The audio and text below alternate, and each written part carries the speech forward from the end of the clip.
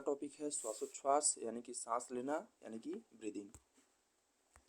श्वासोच्छ्वास यानी कि सांस लेना वायुमंडल और फेफड़ों के बीच गैसों के आदान प्रदान को कहा जाता है। यानी कि वायुमंडल और फेफड़ों के बीच गैसों का जो एक्सचेंज होता है उसी को बोलते हैं श्वासोच्छ्वास यानी कि ब्रीदिंग। इस प्रक्रिया के द्वारा हम ऑक्सीजन युक्त वायु को फेफड़ों के अंदर ग्रहण करते हैं और ऐसी वायु जिसमें कार्बन डाइऑक्साइड अधिक हो उसको फेफड़े से बाहर निकालते हैं। आइए सीखते हैं श्वासोच्छ्वास की क्रियाविधि के बारे में। श्वासोच्छ्वास की प्रक्रिया 2 चरणों में पूरी होती है। निःश्वसन जिसे इनहेलेशन या इंस्पिरेशन कहते हैं तथा निःश्वसन जिसे एक्सहेलेशन या एक्सपिरेशन कहते हैं। श्वासोच्छ्वास की प्रक्रिया वायुमंडल और फेफड़ों के बीच वायु दाब के कारण होती है।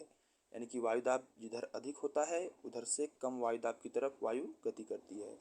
यदि फेफड़े में वायु दाब कम है वायुमंडल की तुलना में तो गैसें वायुमंडल से फेफड़े में प्रवेश करती हैं और इसी प्रक्रिया को हम लोग कहते हैं इनहेलेशन यानी कि निःश्वसन। और यदि फेफड़े में वायु दाब अधिक है और वायुमंडल में वायु दाब कम है तो गैसें फेफड़े से निकल करके वायुमंडल में बाहर आती हैं और इस प्रक्रिया को हम लोग कहते हैं निःश्वसन या एक्सहेलेशन या फिर एक्सपिरेशन। आइए सीखते हैं निःश्वसन की क्रियाविधि यानी कि फेफड़ों में के अंदर वायु कैसे प्रवेश करती है। तो फेफड़े के नीचे एक पेशी पाई जाती है जिसे हम लोग कहते हैं डायफ्राम, जो वक्ष गुहा और उदर गुहा यानी कि थोरैसिक कैविटी और एब्डोमिनल कैविटी को अलग करती है। यह पेशी कंट्रैक्ट करती है या मसल कंट्रैक्ट करती है नीचे की तरफ, जिससे फेफड़े का आयतन यानी कि वक्ष गुहा का आयतन बढ़ जाता है और फेफड़े में वायु दाब कम हो जाता है। इस तरह से फेफड़े में कम वायु दाब होने के कारण वायुमंडल से वायु फेफड़े में प्रवेश कर जाती है। इसका विपरीत होता है निःश्वसन यानी कि एक्सहेलेशन।